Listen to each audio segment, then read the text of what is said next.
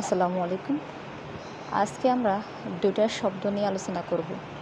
একটা হচ্ছে আর্থ্রোডেসিস আর একটা হচ্ছে অস্টিওটোমি।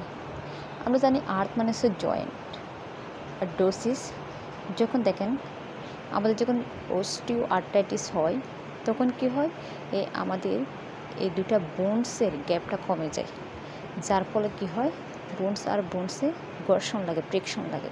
তখন আমরা কি করি, যে সার্জনরা এটা অপারেশনের মাধ্যমে একটা ডিভাইস লাগাই দেয় বা একটা সাপোর্টিভ স্ট্রাকচার, যে এভাবে দিয়ে রড বা প্লেট দিয়ে দুটো জয়েন্টের গ্যাপ বাড়ায় দেয়।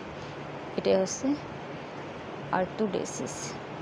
আর অস্টিওটোমি হচ্ছে, অস্টিও মানে বোন, টোমি হচ্ছে কাট ডাউন, অর্থাৎ যখন অস্টিও আর্থ্রাইটিসের ফলে আমাদের জয়েন্টটা ব্রেকডাউন আর্টিকুলার সারফেস হয়, তখন আমরা সেটা ফ্রিকশন কমানোর জন্য আমরা ভ্রূণেক্টমি করি। এটা যদি আমরা নিজেন্ট হয়, আমরা ফিমারের যে কন্ডাইলার বিকন্ডাইলারগুলো এগুলো হচ্ছে আমরা কেটে আর্টিফিশিয়ালি লাগাই দেওয়া হয়। সেটা একটাও হতে পারে, একটা বোনসও হতে পারে, ফিমার হতে পারে, ফিমার অথবা টিপের দুটাও হতে পারে। আশা করি ব্যাপারটি বুঝতে। Thank you. অর্থাৎ আর্থ্রোডেসিস মানে হচ্ছে একটা সাপোর্টিভ ডিভাইস দিয়ে দুইটা জয়েন্টের মধ্যে গ্যাপটাকে বাড়ায় দেওয়া, আর অস্টিওটোমি হচ্ছে